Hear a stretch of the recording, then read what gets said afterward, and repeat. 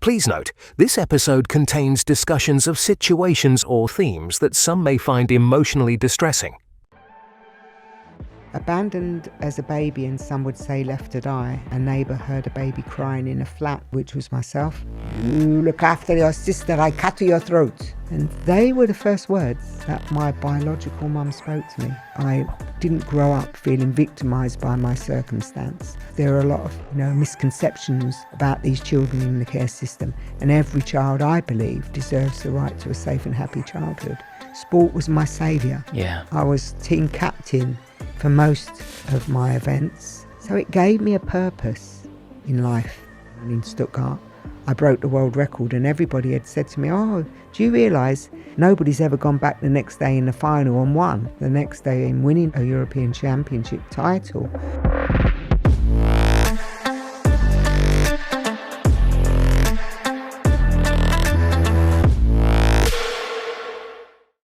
In this episode of the SuperPower Podcast, I'm joined by the extraordinary Fatima Whitbread MBE, an Olympic legend, a trailblazer in British athletics, and a woman whose story is as powerful off the track as it is on it. Rising from a challenging start in life, Fatima overcame immense adversity, including time in the care system, but later to become a world champion javelin thrower and a symbol of resilience and determination. A world javelin champion, she's a world record holder, and two-time Olympic medalist. Fatima's achievements have left an indelible mark on the world of sport. And in 2023, she was recognised with the prestigious Helen Rollason Award at the BBC Sports Personality of the Year, really honouring her courage and her continued impact beyond athletics. Fatima has also captured the nation's heart through her appearances on I'm a Celebrity, Get Me Out of Here, where she became the last woman standing, and Celebrity SAS, Who Dares Wins, really showcasing her enduring grit and her character. But beyond the medals and those media moments lies a deeper mission. Drawing from her own experiences, Fatima's dedicated her life to advocating for vulnerable children, turning her own past challenges into a powerful force for change. So, join us as we delve into Fatima's incredible journey, from Olympic glory to heartfelt advocacy, and uncover what it truly means to persevere, to lead with purpose, and to use your voice to uplift those who need it most. Fatima, welcome to the show. How are you? Thank you. Very well, thank you. Yeah. All the better for seeing you. Your gorgeous smile and lovely eyes. They're like pools. Fall into them. Well, it's so good to have you here. You're such an icon. I've been super excited all week for this one. And I mean, obviously, Fatima, we just started with the graph of life. And with guests, I usually start by going back to their earliest childhood memory. But with you, I want to go back even further. Mm-hmm. Because just talk to me a little bit about you being born. Yes, abandoned as a baby, and some would say left to die. A neighbour heard a baby crying in a flat and hadn't seen anybody coming or going in a couple of days. So she called the police, who came and banged the door down, rescued the baby, which was myself. And then I was taken to hospital, where I recovered for several months with malnutrition and nappy rash. Pleased to say I got over the nappy rash. Now, during that 7 months, I was made a ward of court, which saw me incarcerated then in the care system for the next 14 years of my life. And I say that because the care system was not really non-existent. Mm-hmm. I mean, our emotional needs were very rarely met.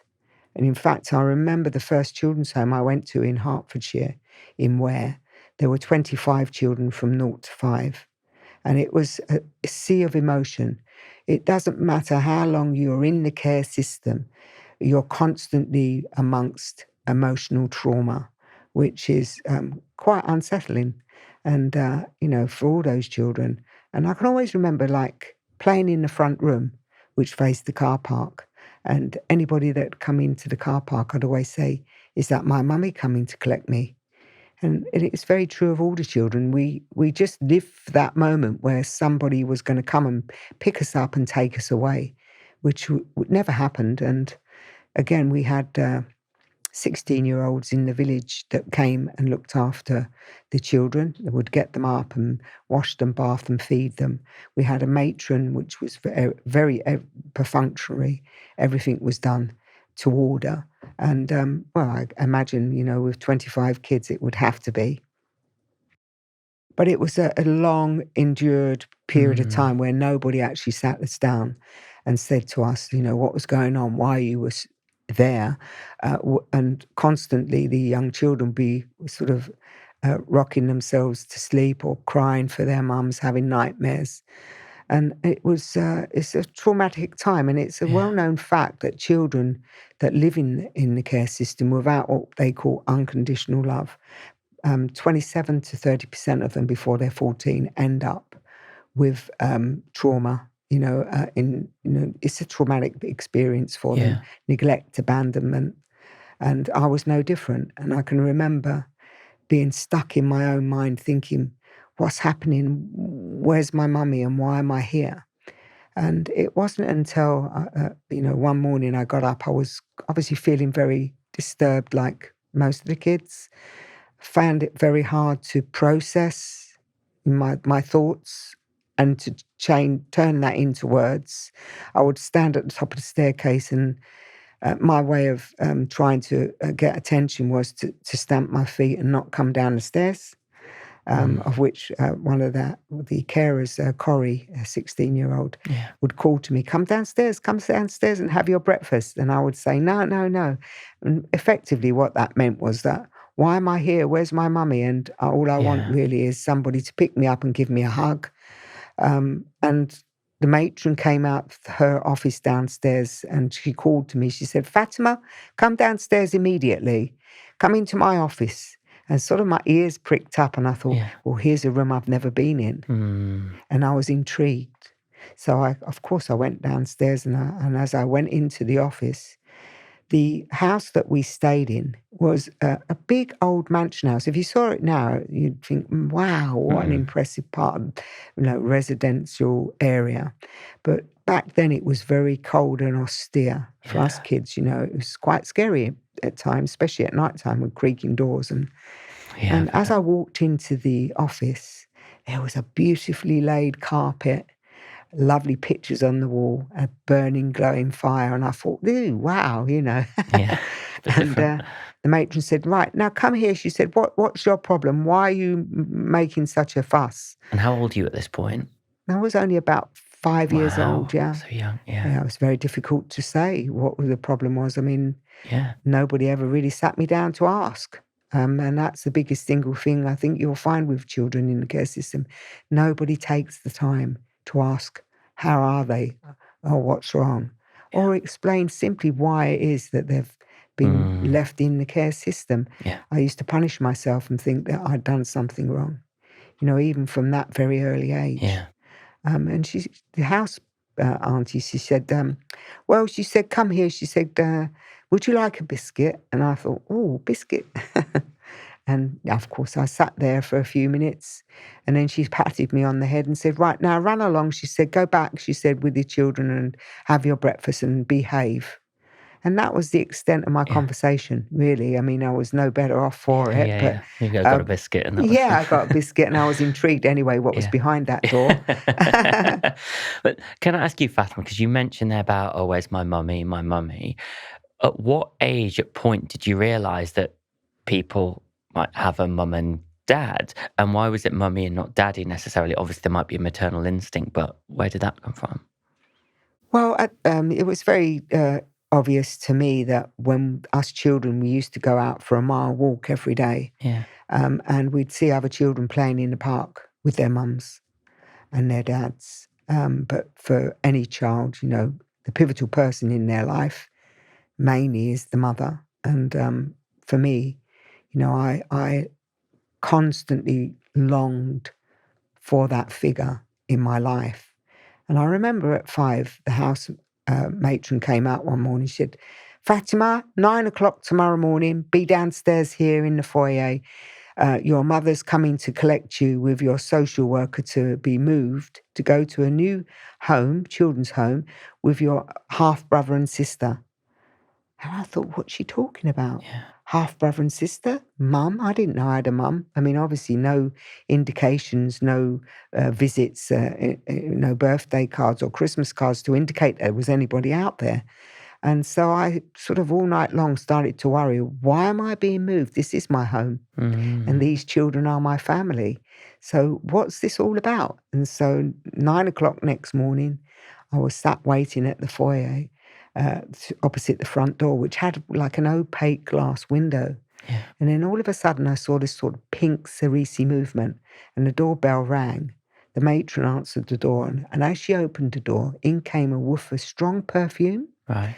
And I saw this big burly lady standing there talking to the house matron. She had big black curly hair, and I noticed she had a gold tooth here. But she never once sort of looked to me and engaged with me.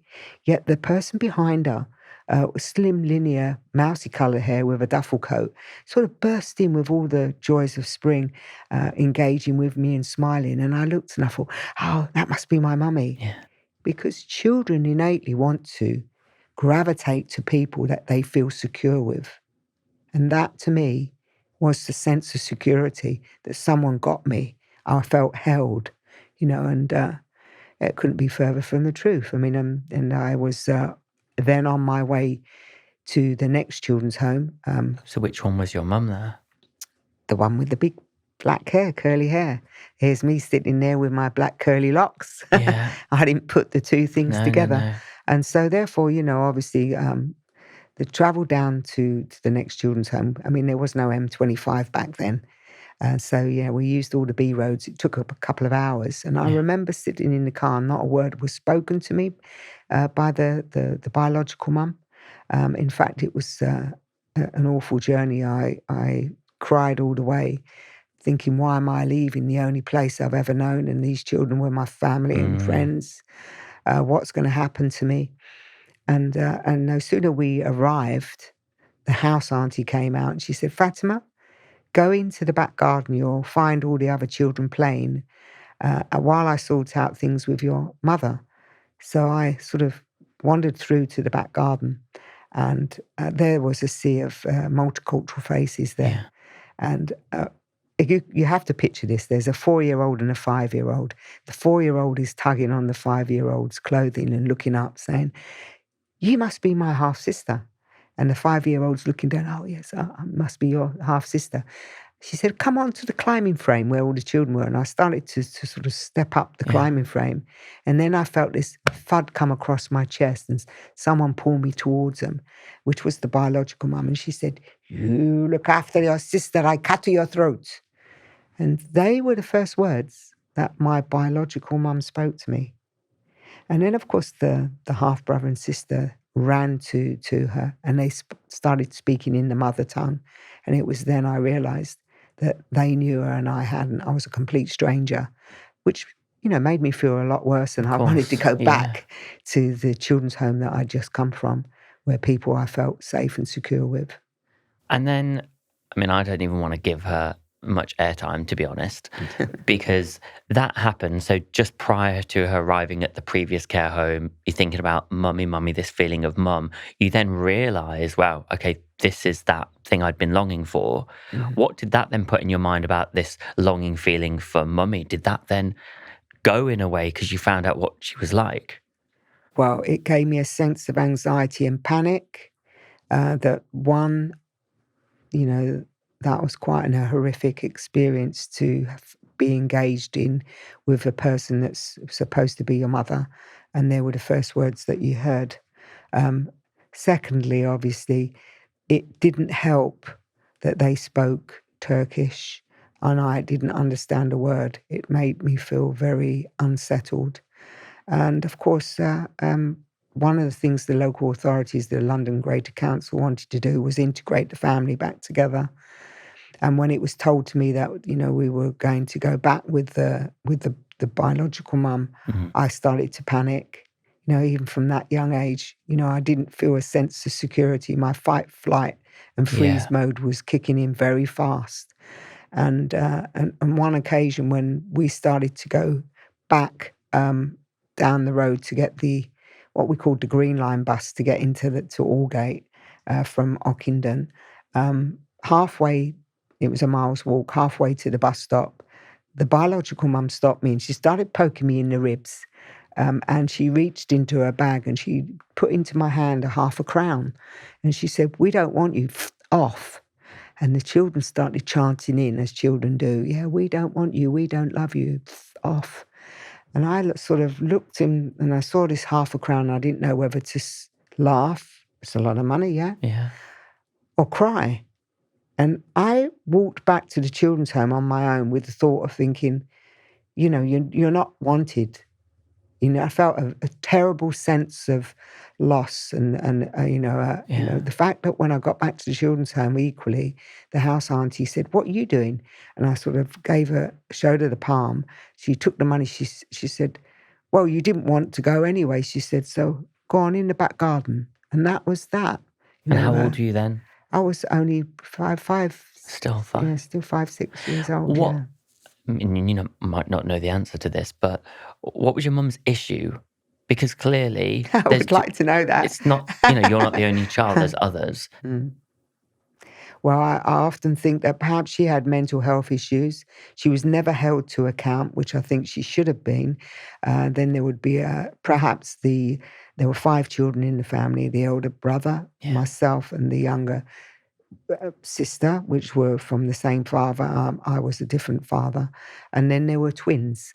And I think had she been held to account, then she would not have been allowed to have had any more children. She would have been away or getting the help and support that perhaps she needed. Yeah. And, I'm not going to denigrate her, but at the same time, she incarcerated us children in the care system. And the irreparable amount of damage that was done. Yeah. I count myself lucky that I had a very good role model in Auntie Ray at that second children's home. Yeah, tell us. So who's Auntie Ray then? Well, Auntie Ray was an East End lady. She was a Cockney lady. Love it. Yeah, she's lovely. Auntie Ray was a 42-hour lady. We had house aunties that came in to help the children. And I'd always, know that when Auntie Ray was there, we just felt happy and safe because she just got us kids. Yeah. And we knew that and we felt secure within her company. And Auntie Ray was always, I used to call her the tickle monster. And Auntie Ray, I knew when she was coming in on duty, I'd hide under the bed sheets and I'd wait for her, under the bed sheets until she tickled me. I didn't feel like my day had started properly, So I'd always run up the top of the staircase and there was this little port window and I'd look out and I'd think, "Where's Auntie Ray live?" And I could hear her clip-clopping up and down the road. "Oh, she lives there at the end of that road." And I was around about 10 and I remember collecting all these daffodils. I ran out in people's gardens, naughty girl, and I picked all these daffodils. And then, of course, I sort of ventured down to Auntie Ray's front door. And I hid the flowers behind my back and I sort of knocked on the door. When she opened it, I said, "Will you be my mummy?" And then Auntie Ray looked at me. She said, "Oh, Fat," she said, "come round the back, let's talk about this." And I thought, I'm going to be in trouble now. And how old are you then? Sorry, I keep asking that, but it's helpful. I was 10. Wow, okay. I was 10. Yeah. And so Auntie Ray said, "Come round the back, let's talk about this." And I went round the back and sat in her kitchen. She gave me a cup of tea and a biscuit. Which, that's always my go-to, my comfort. And she said, "Fat," she said, "listen," she said, "I can't just be your mum." She said, "I got to be mum to all those children." She said, "But here's the thing." She said, "I'm not always there and you are." She said, "So why don't you be there, mum, when I'm not there?" So I sat there and I thought, well, that's not a bad idea. And so I started then calling out quite a lot of injustices that were happening in the children's home. And as a 10-year-old, I said, it didn't make me very popular, but I took my responsibility really seriously, yeah? And looking after the needs, the emotional needs of those young children was really important.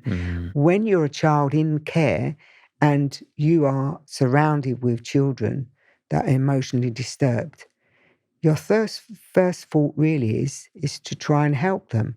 Not all children can feel the strength to be able to do that, but Auntie Ray gave me that strength. Wow. And so what I used to do is make sure that, I would wake them up if they were having nightmares, read them a lovely story, make up stories, play with them, like on the beds, trampolines or pillow fights, or draw little matchstick men on the windows in the morning, the steamed up windows. Yeah. And I'd just generally be there for them. And what that taught me was in giving, you receive. So it gave me a purpose in life, in helping them, support them and give them the love and, the security they needed. I received it back. Yeah. But the second and most important thing that also it did, it swiveled the lens. So it didn't, I didn't grow up feeling victimized by my circumstance. I felt, that I was all embraced as a purpose to serve. Yes.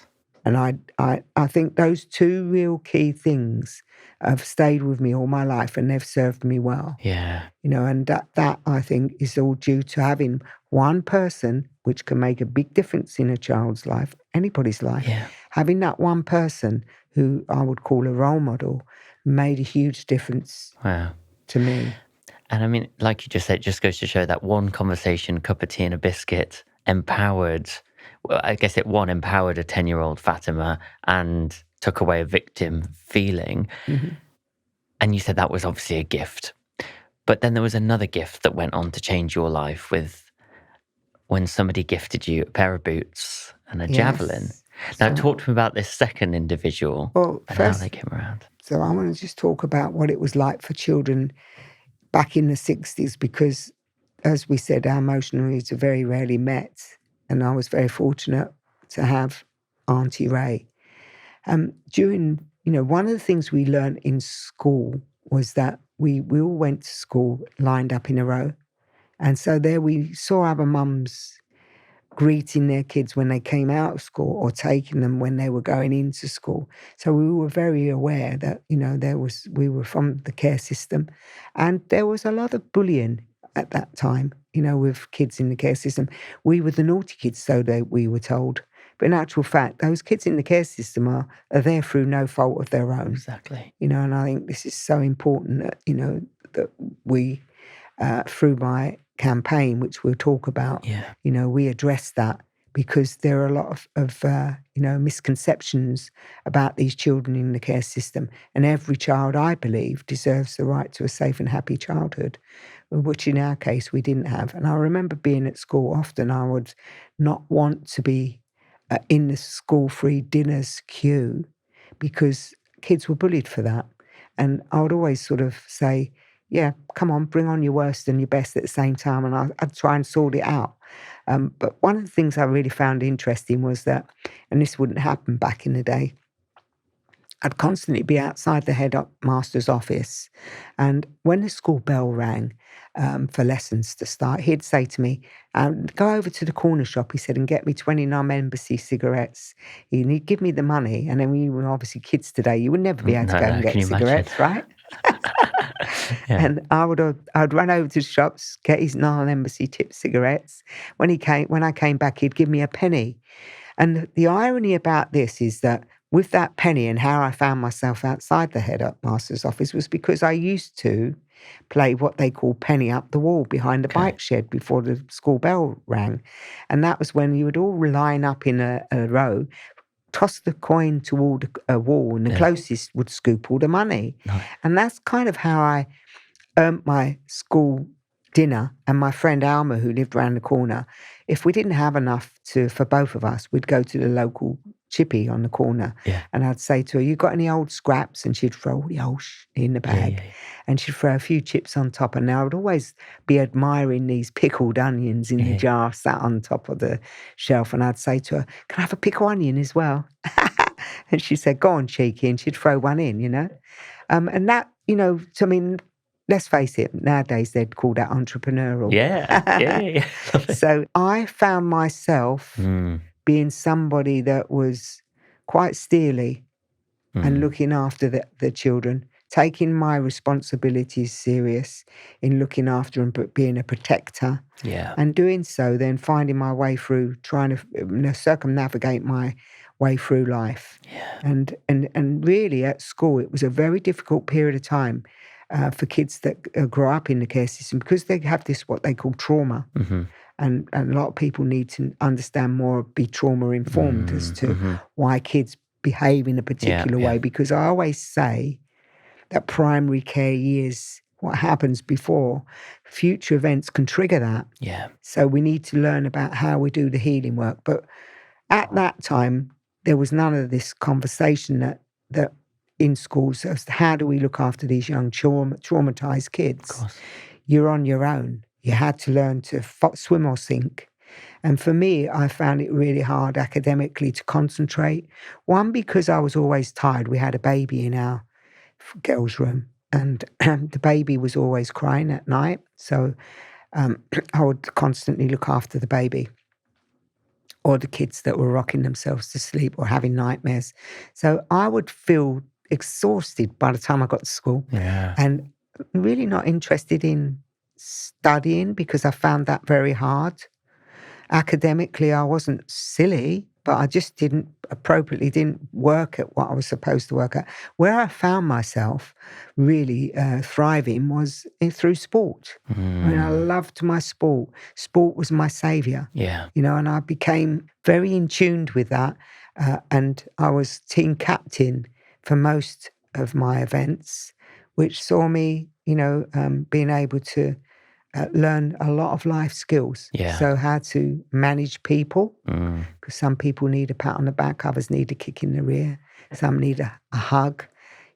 Also time management obviously is important because you've got to organise events, you've got to have people skills to encourage others to come to the practices. So for me, it was all about leadership and being able to learn about what I was capable of and what I wasn't so good at. Yeah. And, that was a big learning curve for me. And I guess you were, after the conversation with Auntie Ray, she stepped you up to become a leader at the age of 10, a natural leader that's obviously stayed with you. And there's so much more that I'd love to go into. And I know we've got so much to cover as well, because so sport becomes a big part of your life. It gives you this release. You're naturally stepping up. You're managing people. Yeah. But then obviously you're very well known for one particular sport. I'm sure you're great at many. But how... Before we get to the 1980s, and I can't wait to get to 1986 in particular, talking about getting into the Javelin. How did that happen? Well, first of all, how this happened was that we had a league netball match. It was the final match. And I said to Auntie Ray, I said, if we win, I said, it'd be the first time we get a medal. And Auntie Ray was always the mum I dreamed of having. And Auntie said to me, look, she said, Fatima, you haven't won that medal yet. She said, just concentrate on what you're doing and enjoy what you do. And those words echoed in my ears much later when I was in the Olympic Stadium. And I'll tell you about that. But the netball match itself was, I believe in fate. This match, I mean, it was a tough match. It was going 11-11, 12-11, and I was sort of raising my voice in encouraging my team, and the whistle went, and the umpire said, young lady, keep that noise down, otherwise you'll be off. And I kind of looked and muttered and got on with it. And of course I was encouraging the team again. I mean, don't get me wrong, nowadays they call us motivators, but back then it was like, you're a pain in the ass. Yeah. So the whistle went again, and the umpire said, I've told you once, if I've got to tell you again, you'll be off. And her team captain said, Fats, she's very strict, be careful. So I sort of turned my back and muttered a bit. Anyway, we won. Yay! Auntie Ray got her medal.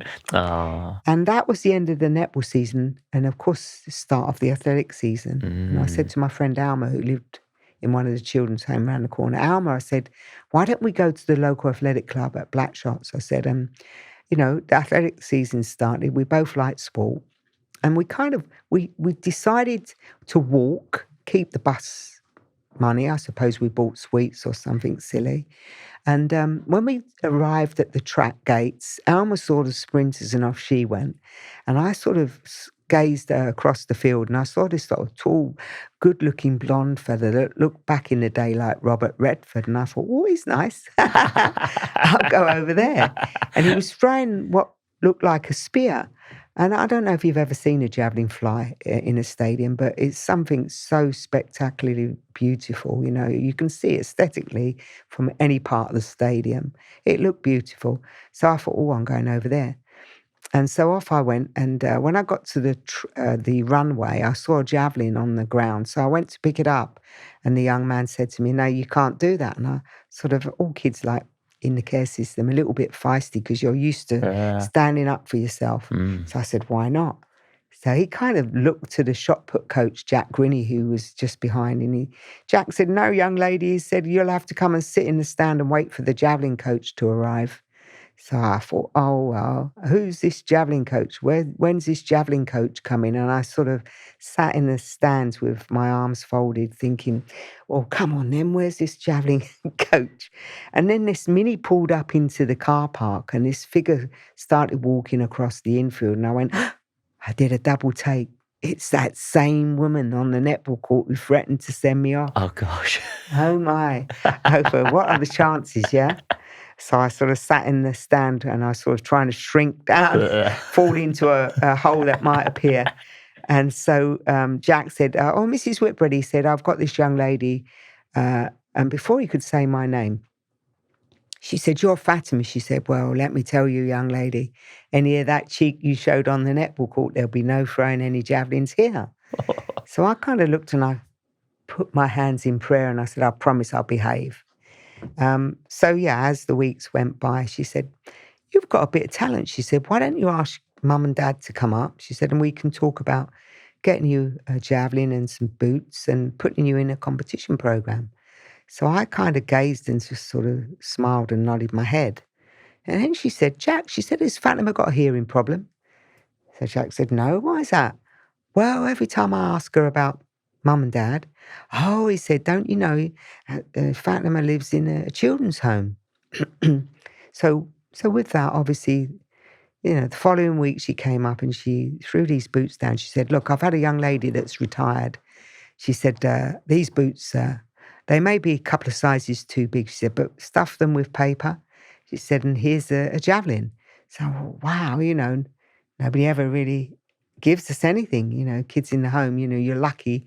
You usually get the cast off stuff from the village and then you spend hours trying to repair them. Yeah. But this was something unique to me because it was something that I love to do, throw the javelin, and to just own my own javelin and have my own boots was, you know, amazing. Yeah.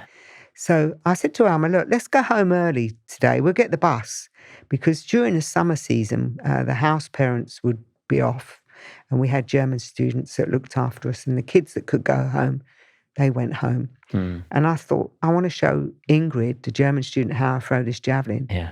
So I waited at the bus stop and this wouldn't happen now.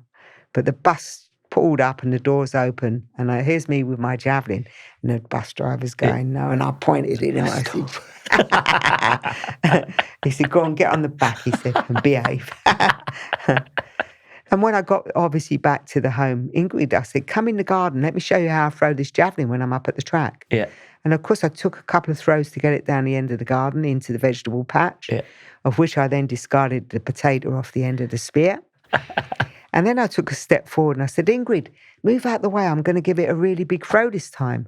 And of course I did. And then it went smash through the French windows. Ingrid standing there with her head in her hands. You'll be in trouble. Yeah. I thought, what's new? I'm always in trouble. So I said, I'll tell you what, stick it with sellotape. And of course, Ingrid said, you'll still be in trouble. So, yeah, I mean, obviously, when they returned, I had a month's ban, which meant no after-school activities, which was disappointing because I love to do my sport. And that meant being, no visiting Auntie Ray when she was off duty, which I loved to do, have a cup of tea and a biscuit, and she'd always talk some common sense to me. This was quite disappointing because after about a couple of weeks playing in the garden, and fixing the punches with the bikes, it start to get bored. Yeah. And of course, the message got back from the other school team. Mrs. Whitbread thinks you're bunked off. You've sold the javelin and the boots. You're not interested. And I thought, I can't have that. Yeah. So 2:00 one morning, I decided to get out of my bed, go downstairs, into the front room. And in my ignorance, I knew where the French bureau was. I pulled out this sort of airmail envelope and I started writing, "Dear Mrs. Whitbread, sorry I can't come to the track, only I smashed the French windows. But one day I want to be the best javelin thrower in the world." And I sort of stuck this envelope together and I put Mrs. Whitbread, St. Chad School. And the next morning, obviously, I hid it under my arm because we have like little rituals for the kids that go out in the morning. You have like a teaspoon of blackstrap molasses. And then if you're good, you're at the front of the queue. And if you're bad, you're at the back of the queue. And on this occasion, obviously, I'd been sat on the back doorstep often where I was looking after the kids because they were talking or I was reading a story. I'd be called down to sit on the back doorstep. And one of the things that I used to do is rarely did we have a lot of food in the house. You could count the beans on 2 pieces of toast, or you'd have sugar sandwiches, not appropriate food really. And I used to sort of crack the door in the kitchen when I was on the back door, and I'd see the house parents in the front room, and there was the larder, and I'd go to the larder and I think, what can I, have? And there'd be this pickle onion jar, and I love a pickle onion, but there were only 3 bobbing up and down. I thought, I can't eat one, but I can drink the juice. And I could never work out why it was that when I was told to go back to bed, the house auntie knew I'd been at the pickle onion jar. And because I said, no, because I hadn't eaten one. But of course it was the juice. And the other thing was there was a biscuit barrel. And if you were good, there was always a pecking order from the start where you had 1 chocolate, 1 plain. And at the back, if you were the last one, there were no chocolates. So I sort of looked at the biscuit barrel and I thought, I'll have a chocolate biscuit. But I didn't just stop there. What I did was I turned half a dozen chocolate biscuits upside down and put them on the bottom of the tin and then put some facing up with other plain biscuits. So the next morning going out the door, obviously you have your blackstrap molasses. I had the letter that I'd written to Auntie, Mrs. Whitbread, under my arm hidden. And I was thinking, I've got to look sad because I'm picking 2 plain biscuits up, but in actual fact, I dug to the bottom of the tin and they were both chocolate. Yay! Small revenges, It's kind of swim or sink, not all kids are strong enough to. I think what made me strong was that I was fighting the cause. My purpose was to look after those children. Yeah, of course. So on the way to school, I posted the letter through the box. The post box, and then I just waited, and I thought she couldn't have got it after a few days because nothing. And then all of a sudden, I heard the telephone ring, and I heard the house auntie because I pressed my ear to the glass window. No, she's been naughty. Uncle won't let her come. She's, smashed the windows, blah, blah, blah. Mrs. Whitbread must have been quite persuasive because within a week, I was back throwing my javelin. Wow. And then, of course, she then asked me, would I like to come and have tea with the family and meet her family? And I said, that would be lovely, I would love that. Yeah. And of course, I met Mr. Whitbread and their 2 boys, Greg, who was 4, Kirk, who was 2. And I naturally was good with kids because being brought up in children's home and looking after the kids. So, piggybacks and playing and inventing games was easy. And then after that, on the way back, she said, well, I've been thinking, she said, it's school holidays. Would you like to come and stay for a couple of weeks? And I kind of looked and I thought, I'm not sure, because I took my parental responsibilities quite serious. Yeah. And then Auntie Ray said to me, look, Fat, she said, you've always wanted to know what it's like to live in a family home. She said, so go, have 2 weeks. She said, I'll look after the kids. So, of course, I went. Do you think Auntie Ray knew what might happen? Well, later. Is that why she encouraged it? She kind of encouraging me to explore what it's like to have a family life because I was a long stay in the children's home, and I never thought I'd ever have that. And Auntie Ray couldn't give that to me, which is what she realised I needed. After the 2 weeks, I was under no illusions. We had our ups and downs like we do in the children's home. Yeah. And Greg, the 4-year-old, he turned to his mum and he said, Mummy said, do we have to take Fatima back to the shop? So we all laughed. Yeah. And on the way back to the children's home, Mrs. Whitbread said to me, she said, well, she said, I've been talking, she said, and we wanted to know whether or not you might like to come and live with us and become a Whitbread. And I looked and I said, are you for real? I didn't dare want to believe it because we were constantly being let down. And, most kids, you build up those walls of security around you. And I couldn't take much more emotional, disappointment. That's one of, I think, my Achilles heels. That I do find that, detachment, emotional detachment, is, attachment issues are a problem for a lot of young kids that have had abandonment. You've got to constantly work at being, feeling positive and strong and being able to build good relationships around you. And that loss can sometimes, devastate you from a young child, right through the rest of your life. Of course. I mean, I even meet 90-year-olds today that will tell me, it wasn't until you shared your story that empowered me to share mine. And she'd live with that for 90 years. Wow. And that's kind of like imprisoning yourself in your mind and the keys in your pocket. And I think the most important thing is to share your emotional intelligence with others. Absolutely. To empower them to try to work on their own healing as well. Because, there's a life without feeling happy in your own skin and confident and content, could only lead you for further disappointment and failure. And at that point, and just to kind of, I know I'm going to fast track us a little bit because I feel otherwise I'd love to get into so much. But you then move in with the Whitbread, become a Whitbread, your name, of course, today as well. Yes. The Javelin becomes a key part of your life. And just to kind of fast track a little bit, I'm sure there's so many moments behind this, before it led up, obviously, to you being at the Olympics. Yeah. Because that's then, when was it? Obviously, 1986 was Stuttgart. Yes. Was that the first time then you'd entered the Olympics and you found yourself there? Just to fast track through that. Firstly, I mean, very quickly, I was somebody that sport was something that earned my respect from my peers, and that's why I wanted to be successful at what I did, because I wanted to find a way through. It was constantly being told in the children's home, you'll never amount to anything. I can remember care leavers' age was 16 then, not 18. And we talk about this care cliff where kids fall off it. When they leave the care system at 18, the government just gives them £2,000-3,000 to a point of contact only twice. And it's ta-ra, have a nice life. And I've always said we've got to do much more to secure young people's lives, their futures, in order for them to break that cycle and live an independent life. But to end up within the first 2 years of them going independent living at 18, which is far too young, they end up homeless.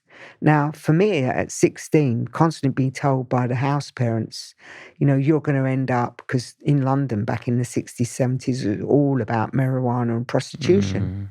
And I was always constantly being told, you're going to end up a junkie on the streets as a prostitute. I thought, really? Surely not. And it scared the living daylights out of me. What's going to happen to me? I really felt frightened from the age of 11 onwards. And I think it was, unfortunate that the house parents were far too young to be looking after kids and their emotional needs, to be talking that kind of language to a child. You tell a child that, and often enough, they start believing it. Of course, yeah. But I was fortunate through sport, because that was my saviour, that watching TV as an 11-year-old and seeing Mary Peters win the Munich Olympics in the women's pentathlon, it planted a seed of and a dream that this is something I could do. Sport was my saviour. I could get myself out of this dark hole that, I couldn't see what was going to happen to me. And I dreamt about that for years and worked towards that. Yeah. I manifested that even from a very young age. So fate had it that I met the love of the Whitbreads. And yes, my mum and dad, John's no longer with us, sadly. They threw me a lifeline, which was an amazing thing that they did. And we worked exceptionally hard, to make it work. you don't just walk into a family and it works. Of course. You have to work at these things, both parties. You have to be a good match. And for any family out there that's thinking about perhaps fostering a young child, do so. Open your heart and home to these kids, because it's so important to give a child that love and security. Yeah. I'm living proof of what can happen. So sport was something that I always wanted to do, and fate had it that I met the Whitbreads. Yeah. And of course I did pursue that. I was pretty good at all sport. I was a county hockey player. Yeah. I also got offered a Whiteman Cup place for golf. And I got offered about 70,000, I think it was, back in the 70s.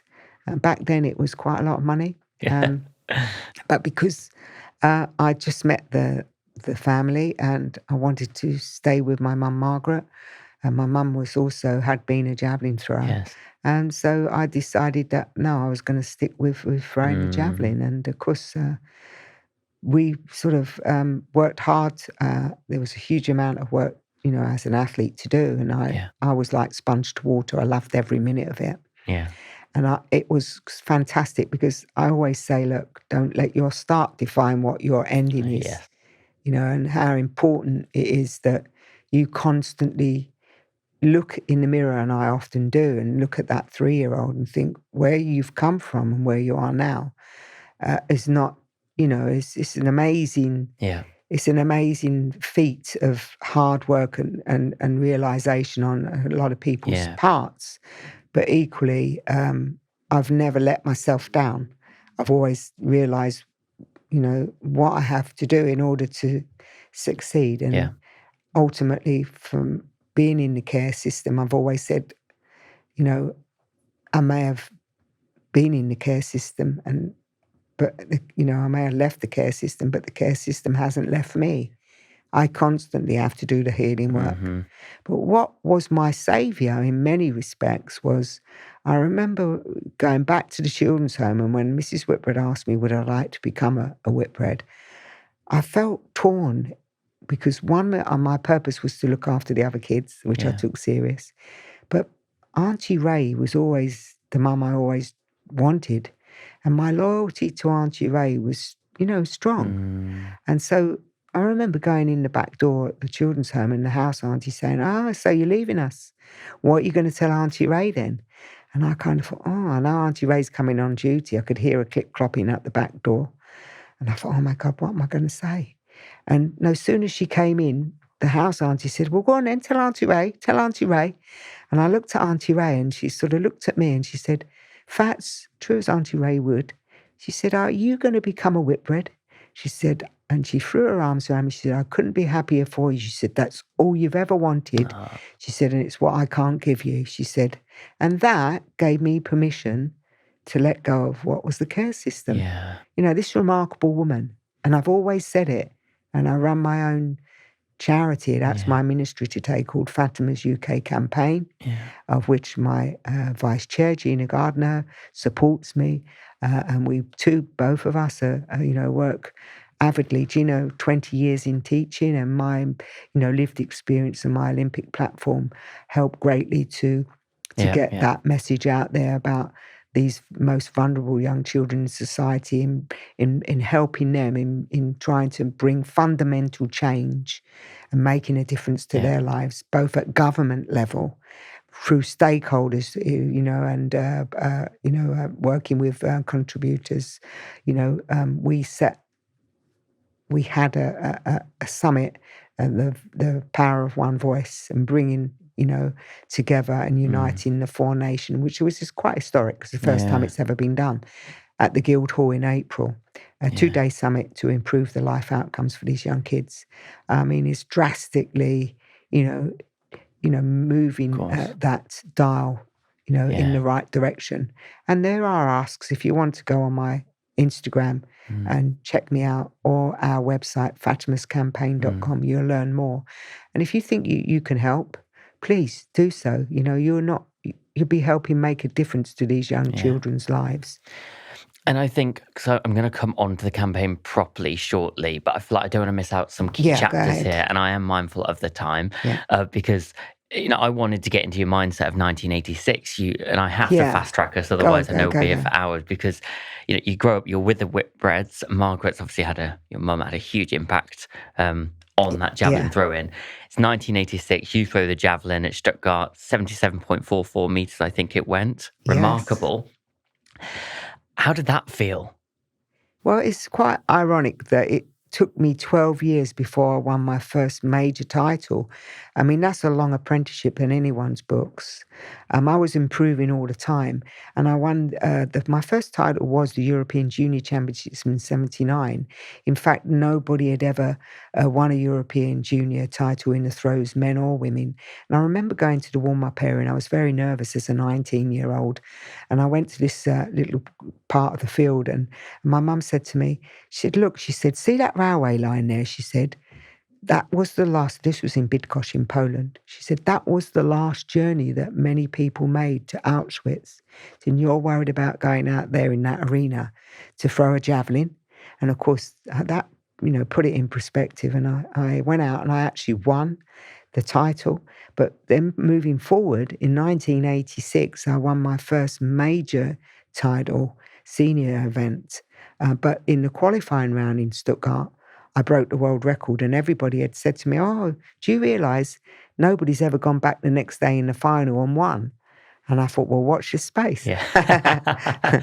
No, but it was Wow. it Yeah. was an amazing experience, because I did go back the next day, and I took the gold medal as well from East German's Petra Felger, who Yeah, I was was the going to ask you about her. world record holder and the champion. I broke the world record twice, because the old world record, because the next day in winning the European Championship title, I broke the old world record again, only to be superseded by the record that I'd set in the qualifying round. So an amazing championships for me and a coming of age.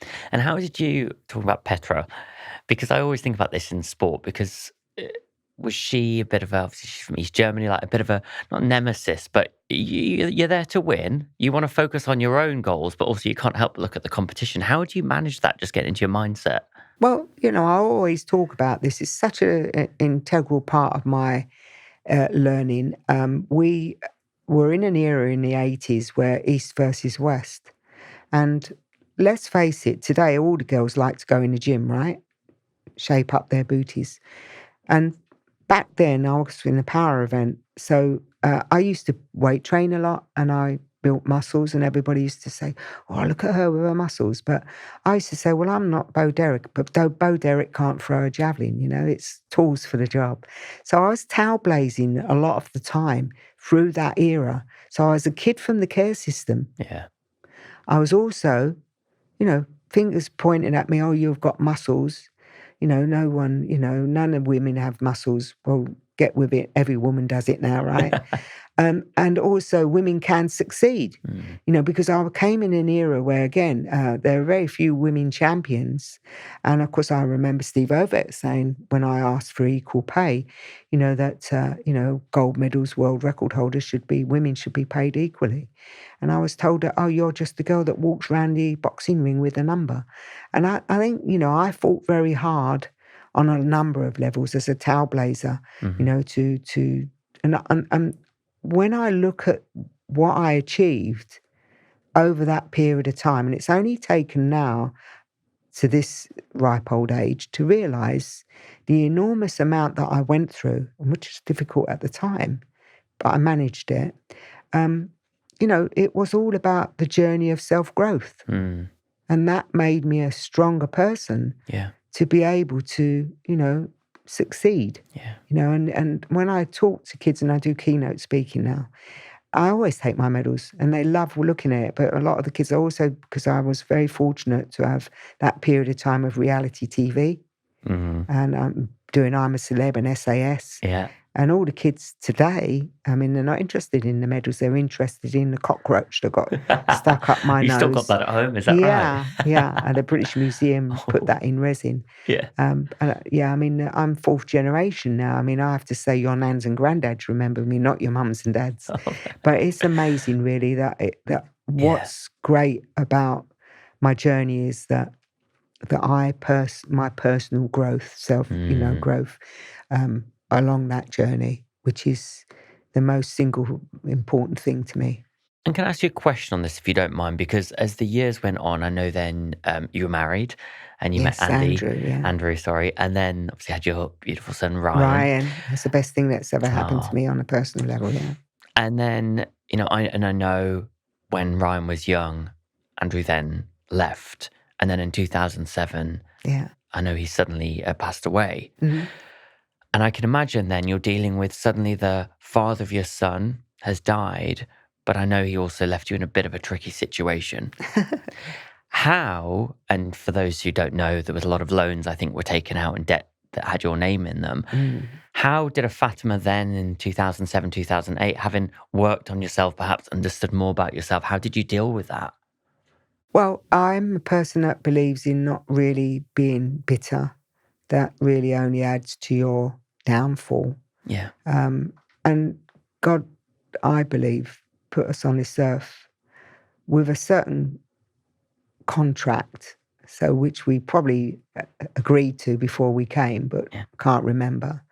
And when I look back, there are lots of things that I'm grateful for. And one of them was obviously meeting Andrew, because Andrew came into our lives, the Whitbreads, at a time when my mum was fostering me. And I took my name of the Whitbreads by default. So, because my biological mum wouldn't allow me to be adopted, and she wouldn't give me up. But that's another story. At the end of the day, Andrew was a keen witness for my mum, and I also got to know Andy very well as a friend, and I was grateful, for his support. He was a Metropolitan policeman for 20 odd years. He was a really amazing guy, a visionist. He created what you see today in the Diamond League of Athletics. Anybody that knows and involved in athletics and at top level worldwide would know who Andy Norman is. And, as a young girl, Andy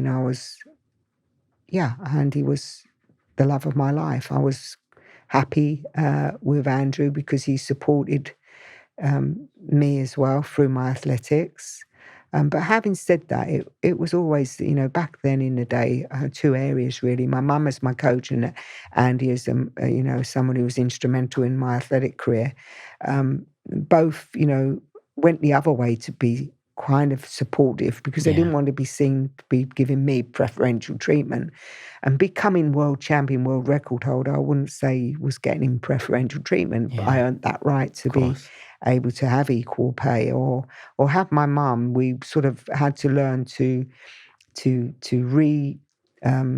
invent how to throw a javelin, because old techniques when she was throwing was different to the modern day. Yeah. And it was just a real learning experience for all of us. And we had a great time. Andy, we shared a son with Ryan. Yeah. And for me, Andrew knew this, as being a mum was so important, because having not had a mother when I was growing up, the most important thing for me was to be a good mum. Yeah. And, I would say to my son, if you asked him, probably he would agree that I'm not being too bad. So that's my proudest moment. Wow. And because it enabled me to break that cycle of what I was brought up with to now. And Fatima, you've had, what a life. And there's so many rich learnings here that come through it. And I thought we could go on and on with this. Yeah, and obviously, of course. It's, your work today is absolutely phenomenal. And I hope people will check it out, that I'm a big supporter of. But it's my job, obviously, to think about your superpower, which is very difficult for me. But, everything from that young girl to being 10 to meeting Margaret to the whole thing, there's one thing that really stands out for me. It's probably no surprise to you, actually. And I went through two different words. But I think it is self-belief. You've grown up, obviously, where people can say whatever to you, but that you've got a very strong mindset in a beautiful way, but also a calm mindset. But you believed in yourself, even when others have doubted you. Mm-hmm. And it's something I will definitely take away from today. And I guess as we look ahead to your future, you've often said the quote here, don't let your start define your end. Mm-hmm. What's your legacy and what you want Fatima Whitbread to be remembered for? It's very simply wrapped up in two areas, really. One, that I have my Bright Shining Star, which is a book that I launched for children, which all proceeds go to the second, which is Fatima's UK campaign, which develops programs, life skills for children in sports, arts and technology programs to improve the life outcomes for children in the care system. And the Bright Shining Star is about my Auntie Ray, that singularly, one thing I would give to children is hope, because hope endures, and that what gave me self-belief. And that's really what it's about, having a good role model. And so Fatima's UK campaign is here. I believe that we set the Fatima's UK campaign up to bring fundamental change for these young children and young people, to put them at the heart of everything we do, and to amplify their voices, and to give them and put them on an unstoppable human path to reaching their goals and living their dreams. Amazing. Well, thank you, Fatima. And I know we've got the book here that I'm going to read, My Bright Shining Star, and the campaign here. So people can find out more. I can see it. It's at fatimascampaign.com. That's correct. Find out more. If they're a corporate, they can get involved, fundraising, or even government stakeholders. So please do. We're join. fully registered charity. So if you are a corporate, think about your end of year money. Gift it to us. Make sure that you help young children, our most vulnerable kids in society. Thank you, because at the end of the day, they are our future. So yeah, and also you. There's one more thing I'd like to add to that, is that leave a gift in your will. Donate to a charity, because charities are so important, and you don't keep gifting it to the main ones, because they're so big that most of that will go on administrative costs. But charities like ours rely on that support, of course. And we need to be able to continue to be on the front line supporting others. So please give generously. Well, it's been a great conversation. We've flown through your life. I'm sure we've just spoken for many more hours, and look forward to keeping in touch as we go ahead. So thank you, Fatima. Oh, thank you. Thank you. Thank you so much for being part of the SuperPower Podcast community. Your support, following, liking, subscribing, commenting, it genuinely helps us grow and bring on some wonderful voices who inspire me so much, and I hope in turn inspire you when you're listening. If there is somebody you'd love to hear from, or if there's anything that's sparked a few ideas for you in your life, I always like to know in the comments or drop me a note directly. Your ideas shape this show more than you would ever know. Now, we've got some bold and exciting plans with new guests ahead, but with your support, we can take the podcast to greater heights. So if you've got friends, family, tell them all about the show. And if you haven't already, hit that follow button, subscribe, whether it's Spotify, YouTube, or wherever it is that you're listening. And if you're on your in-flight entertainment right now, remember to follow us when you land, or maybe you've got Wi-Fi in the sky, so you can give us a follow or subscribe right now. But thank you once again for listening. I'm so inspired with all the guests that I get to meet, and I look forward to the next episode. My name's Gian Power, and I'll see you in the next episode of the SuperPower Podcast.